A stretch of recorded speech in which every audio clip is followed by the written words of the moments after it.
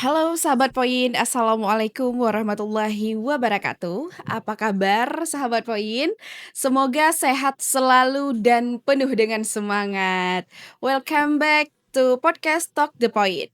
Ruang diskusi yang menghadirkan obrolan ringan, inspiratif dan penuh wawasan bersama para narasumber terbaik di bidangnya. Tentunya bersama saya Nadia Zahara Putri di sini dengan senang hati akan menemani sahabat Poin hingga 30 menit ke depan untuk bincang-bincang tentang pendidikan di Kabupaten Nagan Raya. Nah, hari ini telah hadir bersama Nadia, Kepala Cabang Dinas Pendidikan Wilayah Kabupaten Nagan Raya, Bapak Jufrizal SPDI MSI. Nah, beliau ini merupakan putra asli Kabupaten Nagan Raya yang telah lama mengabdikan diri di dunia pemerintahan sebelum akhirnya dipercaya pemerintah Aceh untuk menjadi Kepala Cabang Dinas Pendidikan. Oke, baik Bapak. Halo Bapak, Assalamualaikum. Waalaikumsalam. Nah, gimana kabarnya Bapak? Alhamdulillah. Alhamdulillah luar biasa. Terima kasih Bapak telah hadir di kantor kita untuk berbincang-bincang bersama dengan Nadia di sini Bapak. Baik Bapak Jufrizal, sebelum kita masuk di pembahasan yang lebih lanjut lagi, Nadia mau bertanya yang agak personal dulu nih Bapak. Oke. Bapak kan adalah putra asli Kabupaten Nagan Raya. Nah, ketika Bapak mendapatkan amanah ini menjadi Kacapdin, apa yang pertama kali terlintas di pikiran Bapak? Mungkin saya meresponnya secara pribadi itu merupakan amanah yang diberikan oleh ataupun disediakan oleh pemerintah pada saya untuk bagaimana memajukan pendidikan di Kabupaten Negara yang Mhm. khususnya yang menjadi tanggung jawab saya yaitu di tingkat SMA dan SMK. Hmm. Oke, jadi Bapak pulang ke Nagan Raya ini bukan cuma membawa koper jabatan, tapi juga bawa rasa tanggung jawab Bapak ya Betul di sekali. kabupaten kita, karena mungkin berbeda tugas di luar di Nagan Raya. Nagan Raya ini seperti rumah juga untuk Bapak seperti itu ya. Oke, Bapak, Nadia mau juga penasaran tentang kalau boleh tahu nih Bapak. Jabatan kepala cabang dinas ini bagi Bapak lebih terasa sebagai sebuah cita-cita yang dari dulu Bapak impikan, atau sebuah rasa tanggung jawab, atau justru sebuah amanah besar yang bahkan tidak pernah Bapak bayangkan sebelumnya? Saya yang pertama, saya tidak pulang ke Nagan. Saya asli orang Nagan. Mungkin kalau pulang saya lama merantau. Oh iya. Merantau di luar Nagan. Tapi saya dulu berdinas di Pemkat Nagan Raya, kemudian pindah ke Provinsi Aceh, di Distrik Aceh, Dinas Pendidikan Aceh.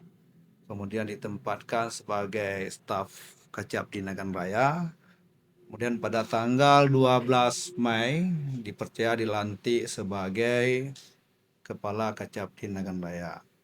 Yang pertama saya tidak pernah bermimpi untuk menjadi Kacapdin Nagan Hmm. Raya. Tetapi amanah ini merupakan sebuah amanah bagi saya, sebuah amanah bagi saya dan sebuah tantangan bagi saya bagaimana saya menjaga ataupun menyukseskan visi misi Gubernur Aceh Muallim Depat tentang di bidang pendidikan.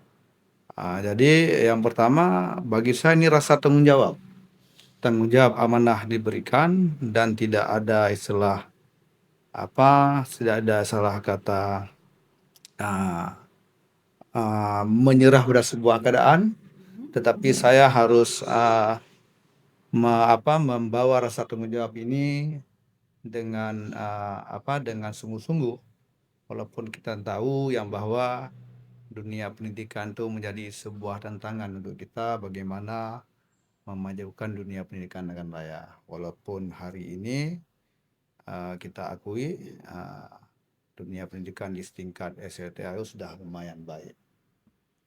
Oke, baik. Amanah yang sangat luar biasa bagi Bapak Jufrizal berarti ya, sahabat Poin. Pak, sebelum ke Provinsi Aceh, Bapak juga sudah cukup lama mengabdi di Nagan Raya. Apa bedanya sudut pandang Bapak, di waktu melihat pendidikan sebagai pejabat daerah, dibandingkan sekarang sebagai perpanjangan tangan pemerintahan Aceh? Kalau menurut saya tidak ada perbedaan. Sebuah pengabdian itu dimanapun kita ditempatkan, yang namanya aparatur sipil negara harus siap. Harus siap, baik itu kita ditempatkan, saya kemarin di pemerintah daerah, dan begitu juga di provinsi.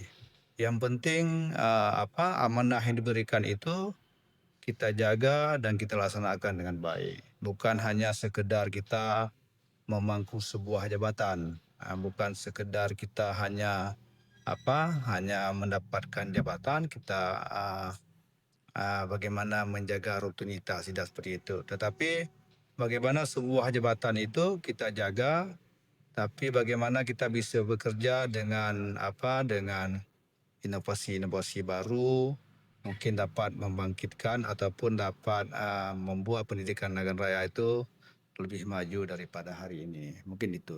Nah, tujuan yang sangat luar biasa dari Bapak Jufrizal, sahabat poin. Nah, Bapak, ini pertanyaan terakhir tentang personal. Apa target pribadi Bapak yang ingin Bapak tinggalkan kalau nanti masa jabatan sebagai Kacapdin ini selesai, Bapak? Saya tidak punya target, Hmm. tetapi kalau saya nanti saat saya berangkat dari Nagan selesai di Capdin ini, Mm-mm. saya ditarik ke tempat lain atau dipindahkan tempat lain, saya mungkin secara pribadi saya merasa sangat bahagia Mm-mm. jika saya mampu menyelesaikan tugas ini dengan baik.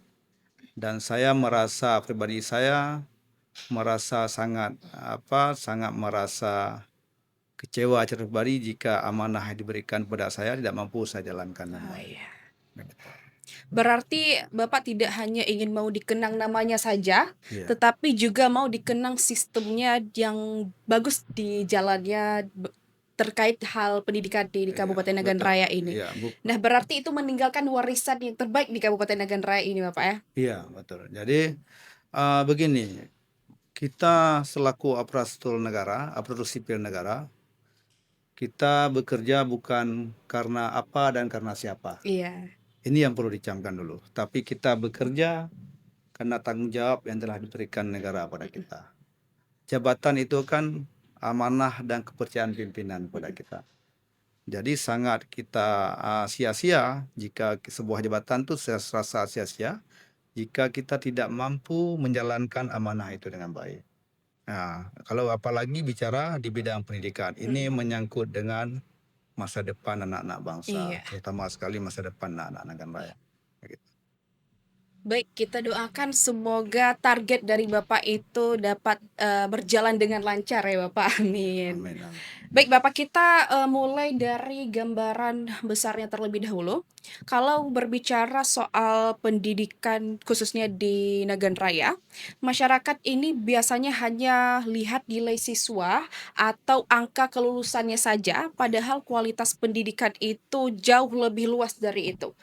Nah, kalau menurut Bapak, bagaimana potret kondisi pendidikan SMA, SMK, dan SLB di Nagan Raya hari ini, Bapak? Ya. Eh, saya dilantik tanggal 12 Mei, lebih kurang sekarang 1,5 bulan menjadi Kacap di Nagan Raya. Saya melihat pendidikan negara di tingkat SMA dan SMK sudah semakin hari semakin baik. Nah, memang sekarang kan tidak ada lagi lulus dan tidak lulus. Nah, Mhm. sekarang kita melihat bagaimana proses pendidikan itu, proses belajar mengajar itu berjalan dengan baik. Yang pertama ada beberapa unsur dalam bidang pendidikan itu. Yang pertama dia ada siswanya, gurunya, kepala sekolahnya, kemudian ada pengawasnya, kemudian ada sarana dan prasarananya, Mhm. kemudian ada lagi selain sapras partisipasi publik. Oh, iya. Nah, makanya kita semua, kalau menurut saya melihat hari ini kepala sekolah pun yang ada di Nagan-Nagan Raya cakap-cakap semua, cakap-cakap semua. dan mereka merupakan guru-guru pilihan yang Mhm. hari ini menjabat sebagai kepala sekolah di Kepala Kabupaten sekolah. Nagan Raya. Alhamdulillah, kita pun ada beberapa anak-anak kita yang lulus di PTN di luar Mmm, Aceh. Ya, hari luar ini biasa, Pak. luar Aceh ada juga yang memang uh, lulus PTN dalam Aceh, dan ada juga yang salah satu satu itu ada yang lulus di Kairo, Mesir. Luar Nah, biasa mungkin itu berarti dulu. pendidikan Ya. di Nagan Raya ini. Oke, kita bedah lebih dalam lagi, Bapak. Pertama, kalau dibandingkan dengan 5 tahun yang lalu, apakah pendidikan di Nagan Raya ini sudah mengalami kemajuan yang signifikan? Ya, saya secara pribadi dan kedinasan, Mhm, saya tidak akan membanding-bandingkan itu. iya, Membanding-bandingkan itu. Jadi istilah saya begini, mungkin beda pemimpin, uh, beda konsep yang dijalankan. iya, Tetapi saya melihat yang pasti pendidikan Nagan Raya itu makin hari makin lebih baik. Nah, di mana ada kekurangan sana sini, ya kita tidak ada yang sempurna. Saya mhm. kira seperti itu. Makanya saya tidak akan membanding-bandingkan, misalnya Iya, 5 tahun yang lalu, mungkin 5 tahun yang lalu kita belum hmm, apa namanya, tingkat teknologinya masih kurang dengan sekarang. mhm. Makanya saya tidak akan membandingkan itu. Oke. Oke, baik Bapak. Nah, kalau kita bandingkan lagi, ini pertanyaan agak sensitif juga ya Bapak. Dengan tetangga kita, misalnya Aceh Barat, Aceh Selatan, atau Aceh Barat Daya, posisi di Nagan Raya ini di mana sekarang Bapak? Untuk kemajuannya Yang pertama, seperti saya sampaikan tadi, saya tidak akan membandingkan Nagan Raya dengan daerah dengan lain. daerah lain, karena itu kan bukan tupoksi saya. Saya berbicara dalam konteks Nagan Raya pada hari ini. Nah, seperti sampaikan tadi, siswa-siswa Nagan Raya, mereka banyak yang cerdas-cerdas. Cerdas. Kadang-kadang ada sebagian yang beranggapan banyak yang anak-anak kita hari ini misalnya tingkahnya sudah ada yang di luar batas misalnya. Mhm. Nah, tapi saya masih yakin dan percaya masih banyak anak-anak kita itu yang hari ini mereka cerdas, lebih baik, Iya. pemikirannya bagaimana mereka memikirkan masa depannya. Mhm. Nah, buktinya kan seperti sampaikan tadi, banyak anak kita yang lulus di PTN. Iya, Ada iya. PTN di luar Aceh dan ada ke Kairo itu yang sampaikan Iya, tadi. iya. Berarti kita ini tidak di paling bawah, juga tidak di paling atas. Nah, kalau ada yang kekurangan, kita terus mengejar ya, Bapak Ya, ya? tetap ajar. Jadi kalaupun ada kekurangan, itu kan menjadi PR kita semua. Iya, PR kita semua. Karena tugas tugas memajukan pendidikan itu bukan hanya tugas dunia pendidikan. mhm, Semua kita butuh dukungan. Misalnya saya hari ini selaku Kacab di Nagan Raya, tunduknya ke Gubernur Provinsi Aceh. mmm, Tetapi dalam hal ini kami juga butuh dukungan, misalnya pemerintah daerah, legislatifnya, eksekutifnya, yang terutama sekali dukungan dari masyarakat iya, sekitarnya, iya, orang tua siswa. mmm, Seperti saya sampaikan tadi, ada partisipasi publik. Bagaimana publik ikut andil memajukan pendidikan. Karena kenapa? Kadang-kadang anak-anak kita itu yang di sekolah itu 6 atau 8 jam. mmm, Selebihnya mereka kan di pulang ke rumah, rumah. Pulang ke rumah. Makanya ini juga butuh bagaimana dukungan orang tua ya, dukungan Bapak? orang tuanya menjaga anak-anaknya, apalagi di era-era teknologi yang canggih sekarang ini. Iya. Berarti kita tidak hanya ingin berada di zona nyaman kita ya, Bapak, kita ingin terus berjalan bersama, bergerak Ya, bersama pemerintah dan juga orang tua ya, Bapak, ya? betul. Oke. Nah, di tengah semua tantangan tadi, Bapak, saya mau menanyakan kebalikannya, apa sebenarnya kekuatan pendidikan Nagan Raya ini? Titik terang yang bisa kita andalkan itu apa? Kalau kita sampaikan pendidikan Nagan Raya, mungkin dalam konteks setingkat SMA atau SMA atau SMK. Iya. Kita hari ini tingkat SMA itu kita punya data yang bahwa Mhm. kita memiliki guru PNS itu 256 orang. Oh. Kemudian ada guru penuh waktu 210 orang. Guru paruh waktu 25 orang Mhm. dan guru honor itu ada 107 orang. Nah, kita punya ini modal bagi kita. Modal bagi kita, bahkan guru-guru kita ada yang mereka apa istilahnya mereka sudah menyelesaikan strata 2 atau Iya S2 iya. dan master mereka. Mhm. Nah, walaupun persentasenya masih kecil. Nah, ini modal bagi kita bagaimana dengan bekal yang mereka miliki, mereka mampu mendidik anak-anaknya Mhm. untuk lebih cerdas, lebih memahami terhadap inovasi-inovasi baru. Nah, jadi guru pun pada hari ini setiap guru mata pelajaran kita meminta mereka untuk diadakannya MGMP istilahnya, Oh, musyawarah guru MG mata musyawarah. pelajaran. Jadi Oh. mereka tiap tiap hari, tiap seminggu sekali mereka tuh bertemu membahas, termasuk membahas apa isu-isu ataupun ada modul yang mereka misalnya masih kurang paham atau mereka bisa membahas bersama di situ. Oh, Ada iya. isu-isu penting dunia pendidikan, misalnya katakanlah eee, bagaimana seorang guru itu menguasai kelas. Mmm. Menguasai kelas, misal ada guru kita yang lemahnya di situ misalnya. Jadi nanti bisa mereka kupas sendiri di MGMP, Mhm. bisa mereka bagaimana dengan guru-guru lain yang telah mampu menguasai kelas, mungkin seperti itu. Nah, untuk program MGMP ini memang sudah dijalankan,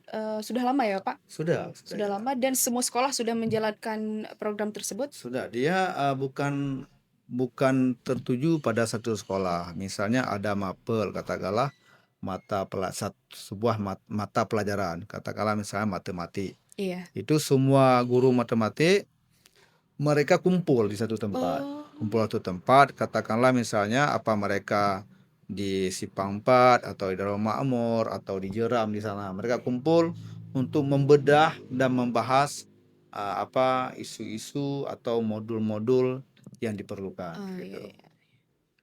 Berarti SDM guru di Kabupaten Nagan Rai juga sudah semakin meningkat ya, Bapak? Semakin meningkat. Dan tugas anak-anak juga semakin mengejar dan tinggal kita Bapak sebagai pemerintah kabupaten untuk menyiapkan jalannya aja, Bapak, ya? Betul betul betul.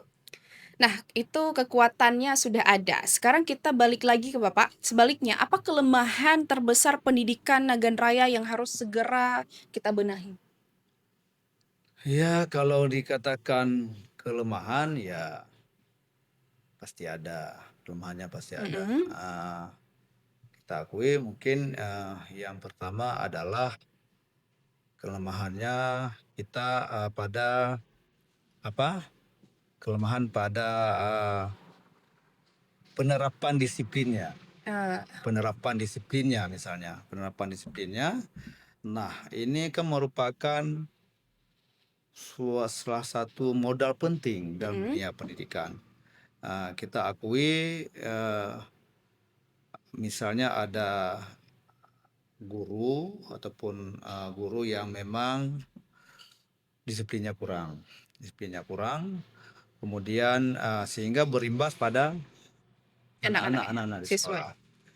Kita kemarin kalau nggak salah 2 minggu yang lalu kita telah membuat surat ke sekolah-sekolah untuk kita minta daftar Mmm. nama ASN, lama ini baik itu guru maupun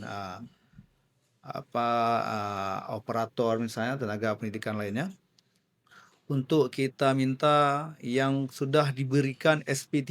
Mmm. SP3 itu surat peringatan yang ketiga akibat kurang disiplin dalam melaksanakan tugas. Sudah kita minta bagaimana ini kita lakukan untuk dilakukan penegakan disiplin. Nah, misalnya seperti disampaikan tadi, Tapi sampai hari ini, belum ada laporan kita. Laporan Mmm. kita setelah kita surati, ya bahwa ada guru-guru yang melanggar disiplin, yang memang mengkhawatirkan bagi proses belajar mengajar, gitu.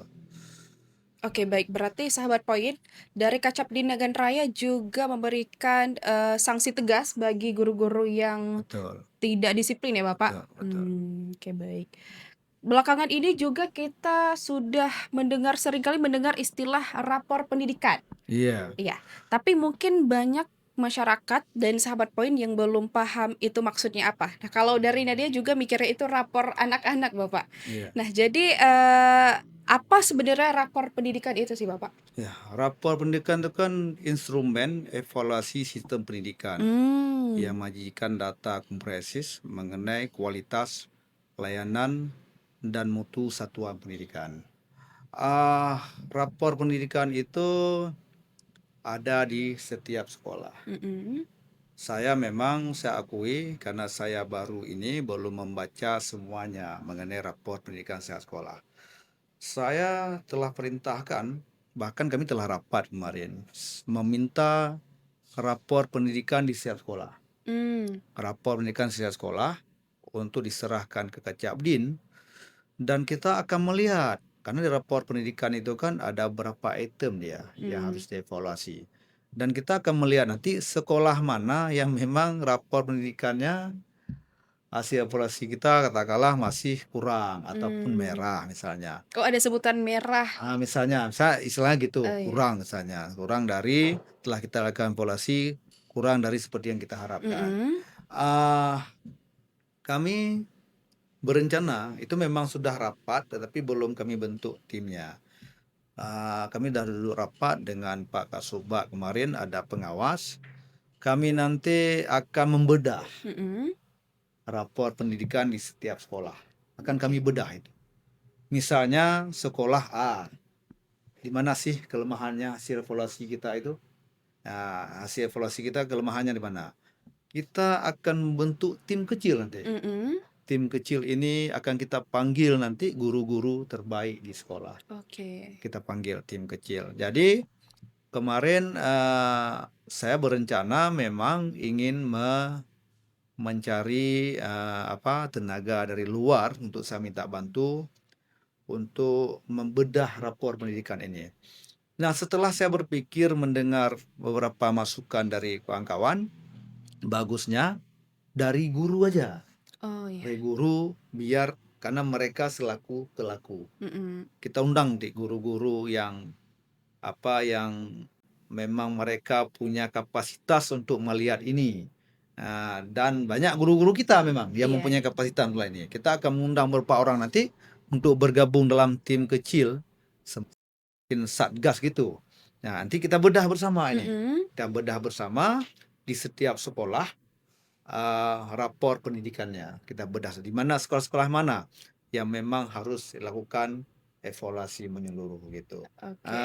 Makanya saya tertarik sekali melihat membedah rapor sekolah ini. Walaupun saya belum semuanya. Nah, baru di situ ini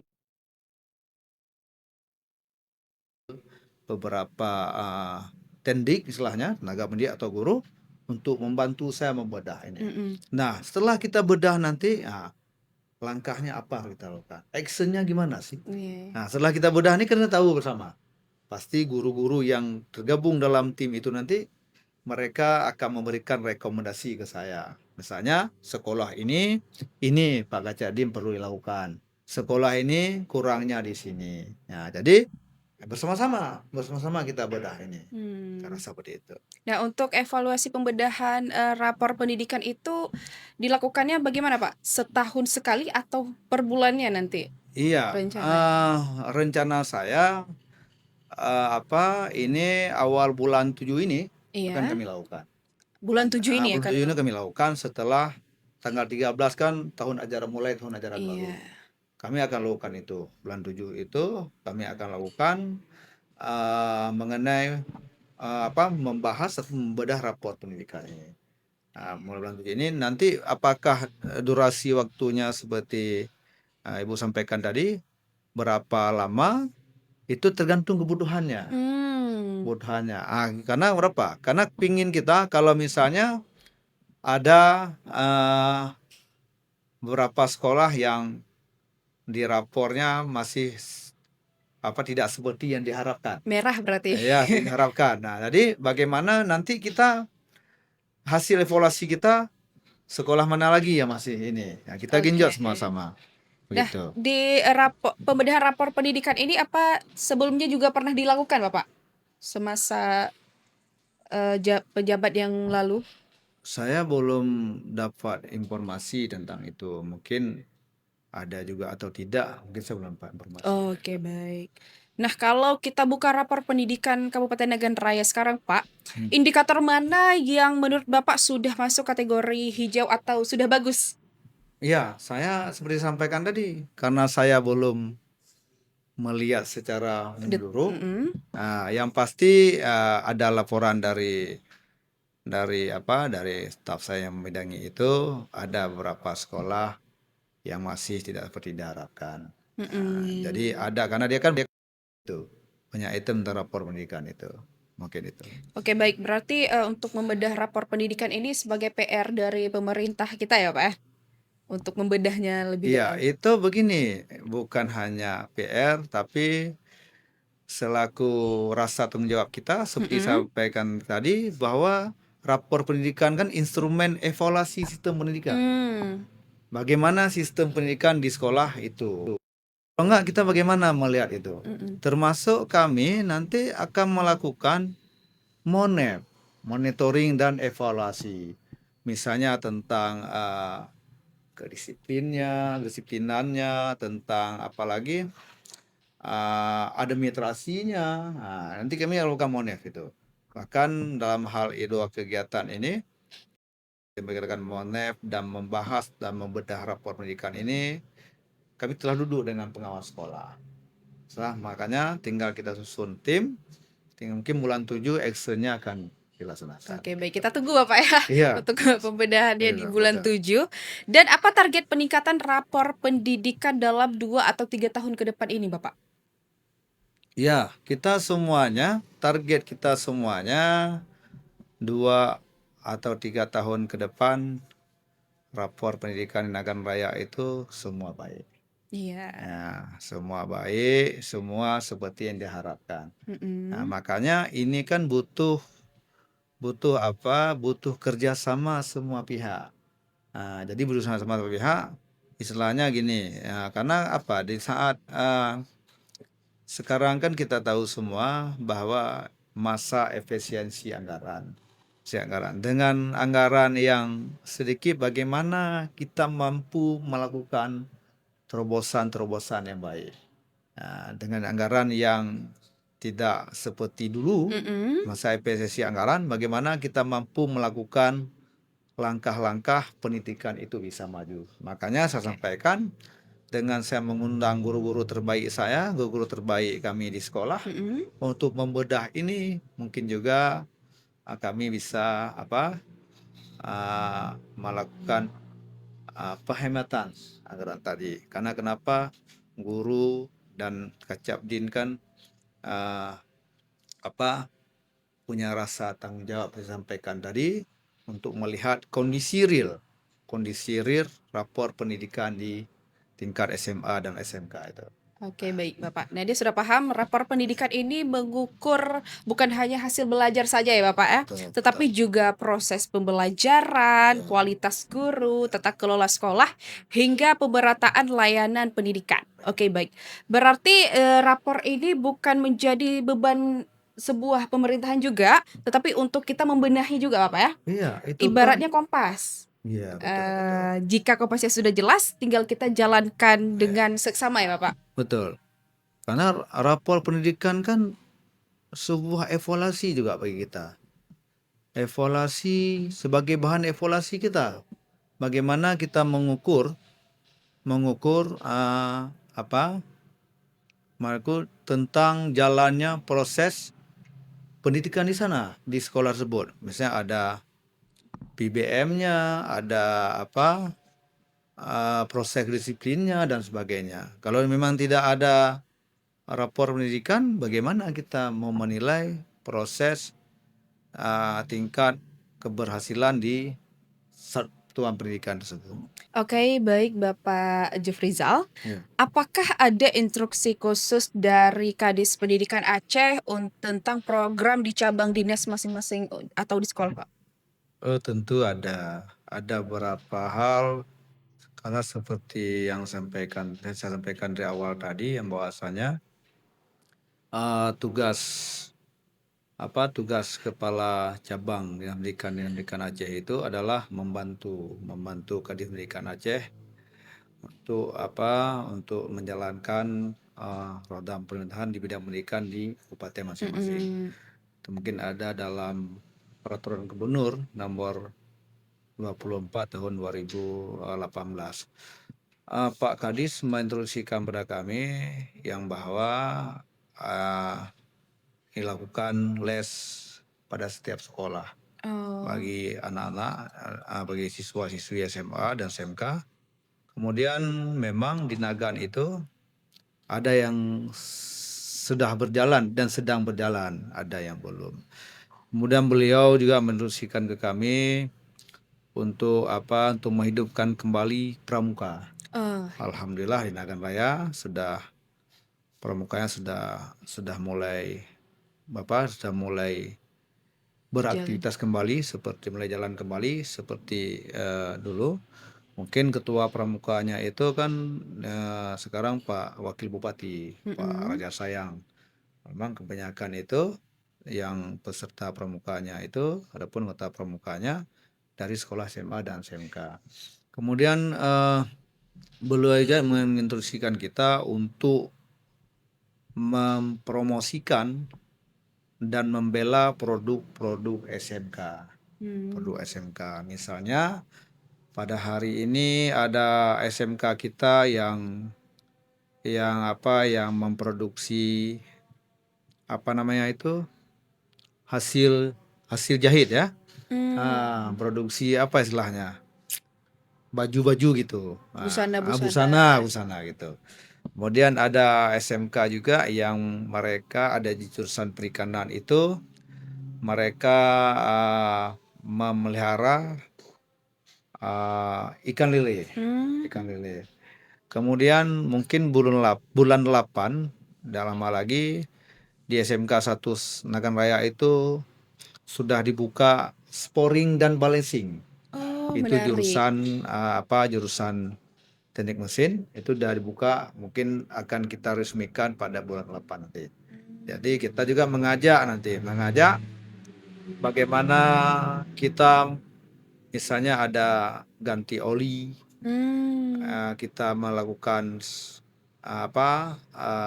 sporing ban mobil itu nanti masih bisa di situ.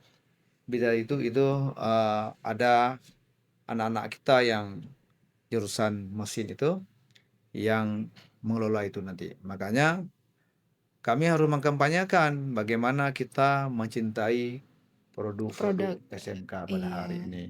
Nah, terkadang kita hanya melihat mereka sebelah mata, lebih mencintai produk luar. Padahal di sini juga kalau kita mau kita melakukan balancing, sporing mobil, mana bisa? Ganti oli, ngapain kadang-kadang ganti oli kita harus keluar Nagan. Nah, kadang-kadang melakukan balancing dan sporing itu luar Nagan Raya. Nah, makanya nanti kami punya di situ di SMK nanti. Seperti bengkel juga ya? Iya, di bengkel. Makanya nanti bagaimana selaku kita orang Nagan, putra Nagan, ayo sama-sama kita ke sana. Oke, nanti diciptakan lagi ya, Pak ya? Iya. Oke, ini menarik sahabat poin. Jadi untuk sahabat poin misalnya ingin menjahit baju busana ya Bapak, Iya. atau perlu ke bengkel, itu Betul. anak-anak di Kabupaten Nagan Raya sudah ada basicnya, bukan lagi basic, bahkan keahlian di bidang itu ya Bapak ya. Makanya cintailah produk-produk kita seperti mencintai UMKM Nagan Raya juga Bapak ya. Betul. Nah, kalau kita berbicara tentang kualitas pendidikan ini, kita ujung-ujungnya pasti balik lagi ke guru. Iya. Gurunya kuat, sekolahnya ikut kuat. Iya. Nah, pertanyaannya, Masih adakah sekolah di Nagan Raya ini yang kekurangan guru sampai sekarang, Pak? Eh, kita kalau kekurangan guru itu tergantung mapelnya ya. Ada berapa mapel. Mmm, Misalnya seperti katakanlah bahasa Arab. Nah, kalau guru-guru mapel yang lainnya, alhamdulillah hari ini mencukupi. Dan kita hari ini sedang, bahkan sudah melakukan, pertama saya masuk, kita melakukan penataan, mmm. penataan dan pemerataan guru. Nah, jadi merataan guru begini maksudnya. Jangan satu sekolah itu menumpuk guru satu mapel. Oh, iya. Katakanlah misalnya guru biologi. Nah, satu sekolah itu menumpuk di situ. Nah, ini sedang kita lakukan pemerataan guru. Dan kita juga melihat mereka dari sisi tempat domisilinya. Mmm, Tempat domisilinya. Jangan nanti misalnya ada guru yang memang bertugas di sini tapi tinggalnya jauh dari tempat tugas. Kita mempertimbangkan itu dari sisi domisili dan tidak guru tidak menumpuk pada satu sekolah. Jadi alhamdulillah sudah berjalan 1 bulan ya, sudah berjalan 1 bulan. Kalau memang kalau memang di satu sekolah guru itu banyak ataupun menumpuk di situ, kemudian kita rotasikan mereka ke sekolah yang ke sekolah lain kurang yang guru. Yang kosong. pasti penempatan guru kita menganut azas keadilan. Azas keadilan bagi mereka. Apalagi banyak guru kita yang sudah sertifikasi. Jadi bukan penempatan guru, bukan like or dislike. Bukan Mmm, suka atau tidak suka. Kalau kita penempatan guru suka tidak suka, ini bisa mengkhawatirkan proses pendidikan di Nagan Raya. Makanya kita melihat itu secara objektif, di mana guru yang satu sekolah misalnya banyak guru, ya kita rotasikan ke tempat lain. mmm, Dengan catatan kita rotasikan tempat lain, juga mempertimbangkan tempat mereka domisili. Jadi tidak ada alasan bagi guru nanti bermalas-malasan. mhm Tidak ada mhm. alasan bagi guru, sudah kita lakukan penataan seperti itu, tidak ada alasan bagi mereka untuk tidak lagi datang ke sekolah tepat waktu.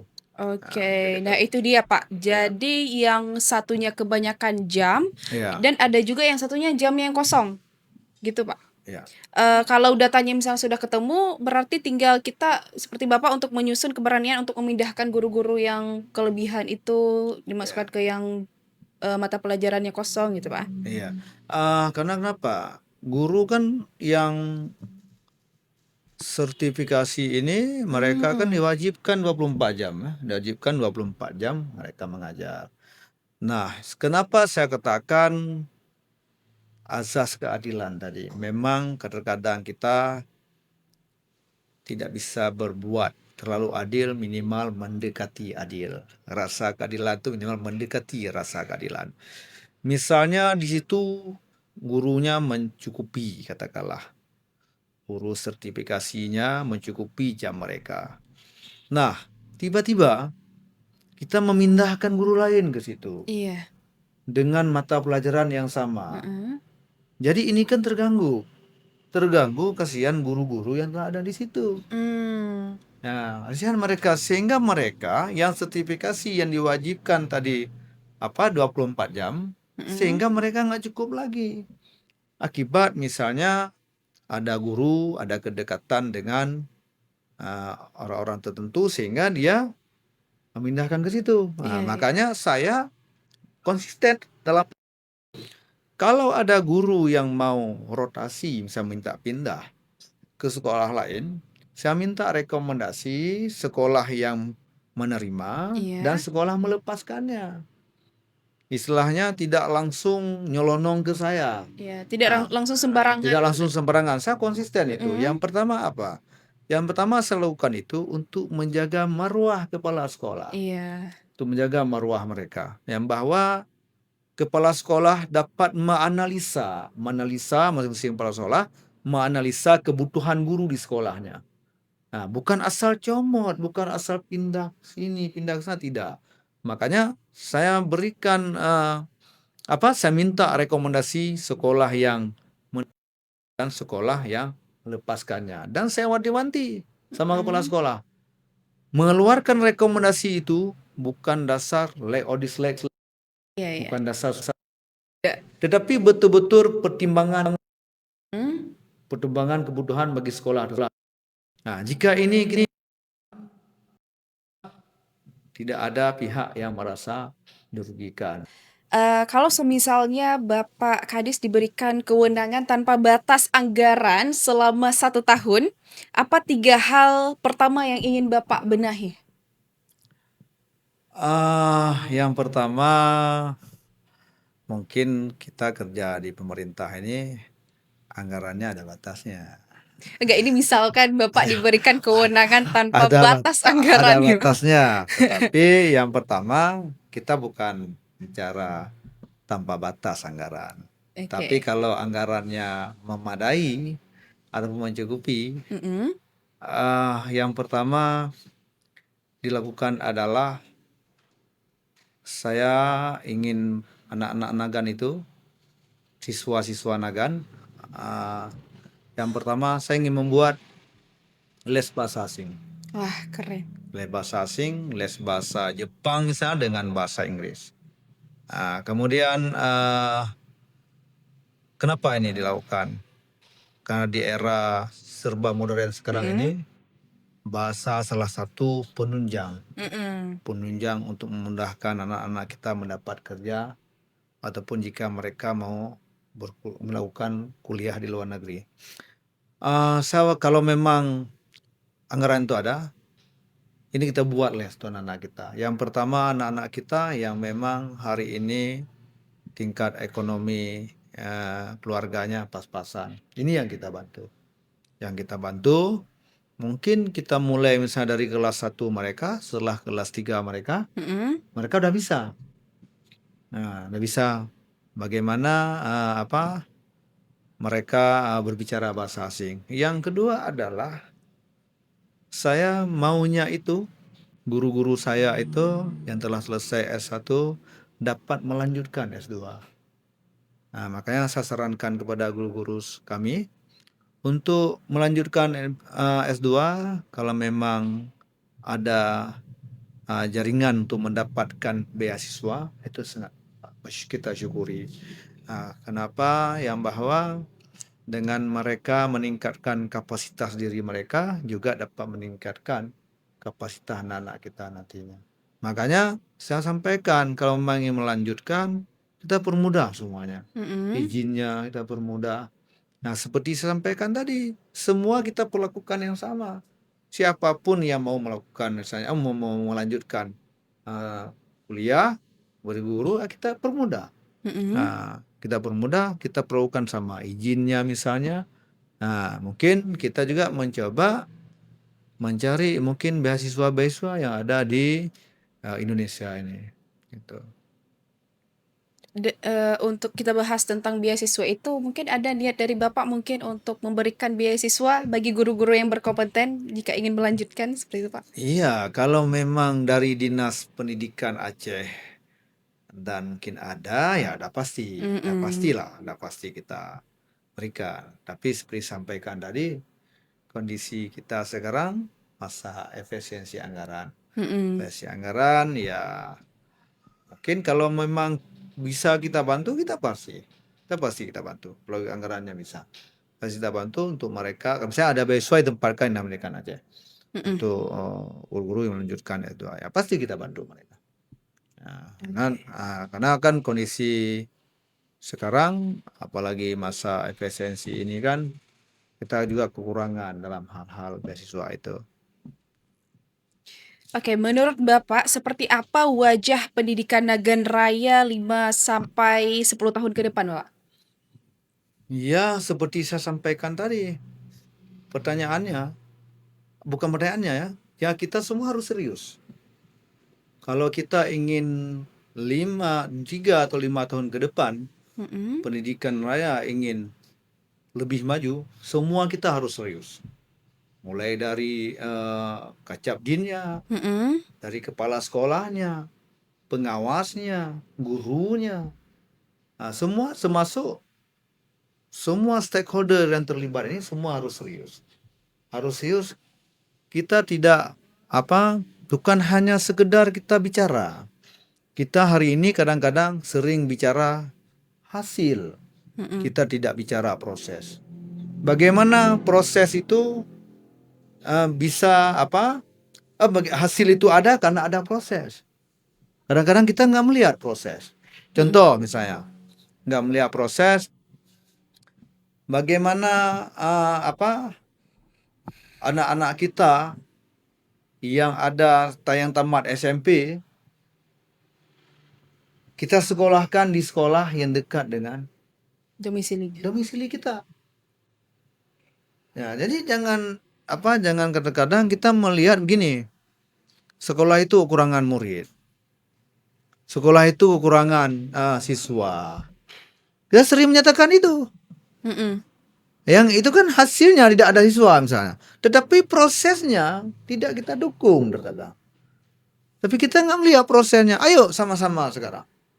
Semua pihak. Mhm. Misalnya kepala SMP-nya, guru SMP-nya, kepala desanya, mukimnya, wali muridnya. Ayo kita sekolah di tempat yang dekat untuk kita Dekat. majukan pendidikan itu. Nah, jika ada kekurangan, misalnya kekurangan guru di situ, laporkan ke kami. Biar kami seperti disampaikan tadi, biar kami rotasi beberapa guru ke sekolah tersebut.